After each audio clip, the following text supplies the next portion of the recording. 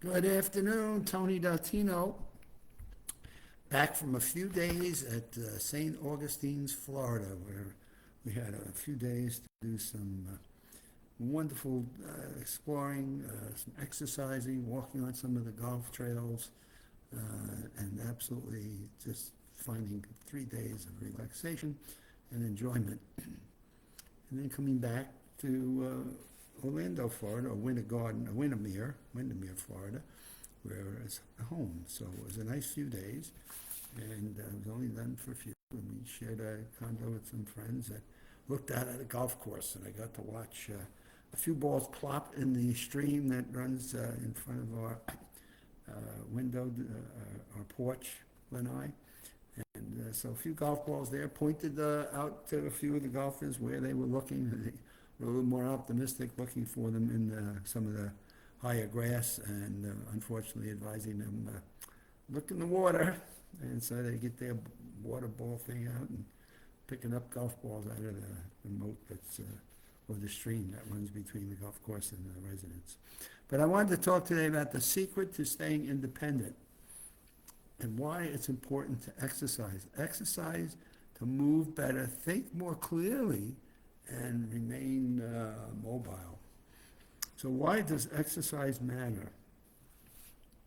Beyond what we think is weight loss and muscle building, and this is the important thing I think that's crucial here. And by the way, I'm getting this from the UCLA March issue of Healthy Years. So they've got some good stuff in here on why does exercise matter other than weight loss and muscle building. And I'm finding more and more exercising is really not helping me lose weight. It's how many calories I'm eating that seems to have more of it, and what the composition of those calories are. But exercise has picked up an undeserved reputation for just about calorie burning and appearance. The docs there at UCLA say exercise is what keeps us moving. So obviously our mobility is important to us at any age. Thinking clearly. Now, there's more and more science connecting exercise with mental functioning, cognitive fitness, because of the amount of blood flow that runs through the brain and why that's helpful as we exercise. And obviously being able to have the mobility to do the things that one needs to do, whether it be in employment, whether it be a construction worker, or whether it be a senior trying to do their exercise routines.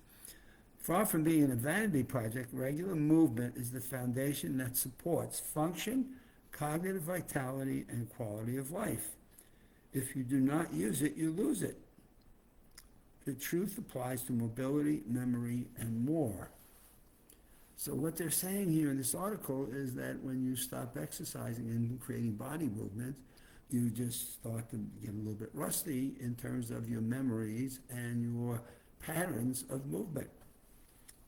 How does exercise help? I thought this was a great question. How does it help preserve mobility and strength? As we get older, we have we decline in our muscle and coordination. It's a process known as sarcopenia. So again, no matter where you are, as you get older past a certain stage in life, which is often very soon in the midlife, we wind up losing the coordination and some of the muscles that we got. And the studies on that have been so varied, I'm not even going to discuss them. But research shows that the process can be slowed and reversed through regular strengthening and flexibility and or movement. Resistance training helps keep bones and muscles strong. Stretching and mobility will keep the joints mobile. So it's not just going to the gym and lifting up, 100-pound weights or doing the lifts and things and working on the abs. It's also the flexibility. Can you bend at your joints? How about your ankle joint? How about your knees? How about your hips? My goodness, how many hip operations are we seeing more and more people getting? What about your shoulders? What about your elbows? And then last, but what about your wrists? So what are we doing to keep those stretching and keep those mobile? No matter what your age is. How many athletes are we seeing now on football teams messing up their knees, screwing up their ankles? My goodness, we're seeing new injuries as people have gotten more physical and get more violent, as you might want to think about it. hurting parts of the body that we're like learning more and more about.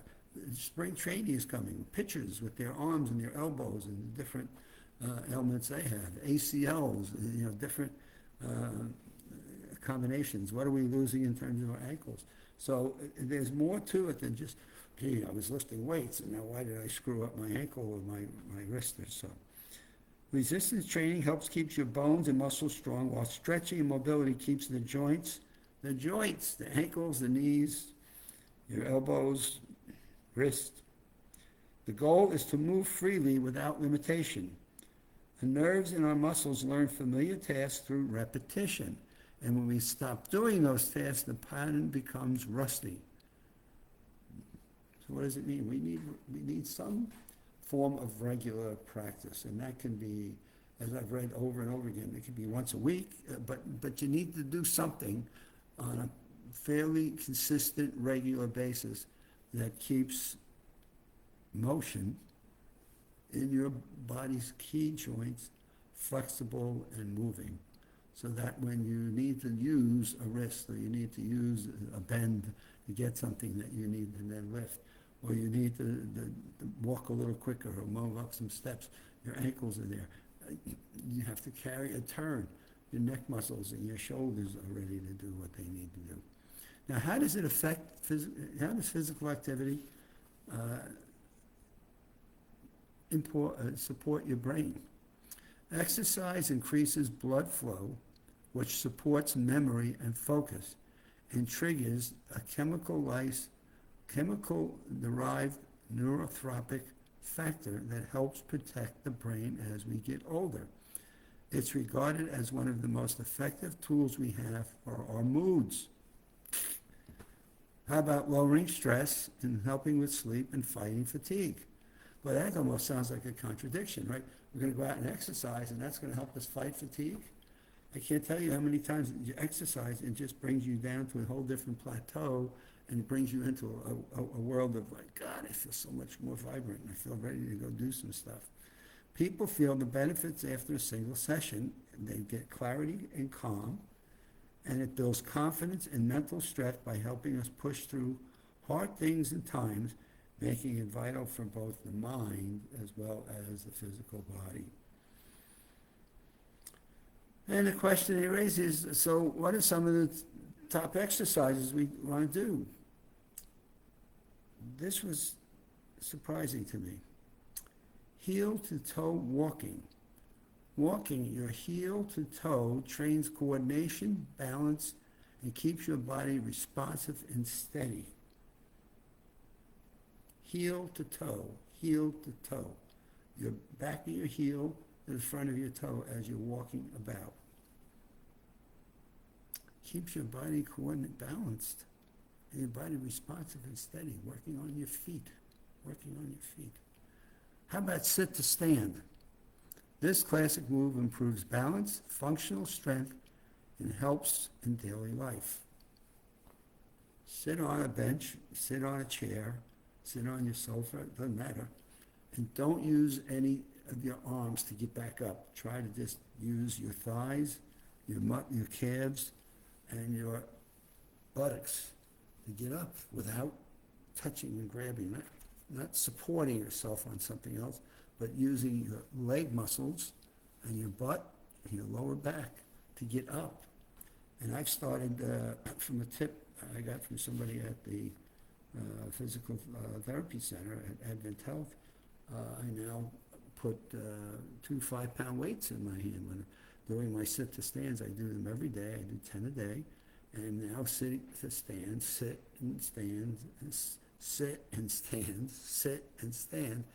I got 2 5-pound dumbbells in my hand, which helps to build a more flexible and more strength in my sit to stand. And what does it do? It improves balance, functional strength, and helps with your daily life activities that require bending and moving and getting about, certainly with your leg strength and your calves, your knees, ankles. So these are just some of the things that we can do to deal with the importance of exercise, not just to build, I'm not going to be Jack LaLanne, I'm not going to be some He-Man, but to build a life where flexibility and endurance is just part of how you go about doing the fundamental things in day-to-day living. And with that, we have a weekend here in the Florida area. We're going to have some rain tomorrow. We probably could use it. Hopefully the Northeast is done with some of these bad snowstorms they've had.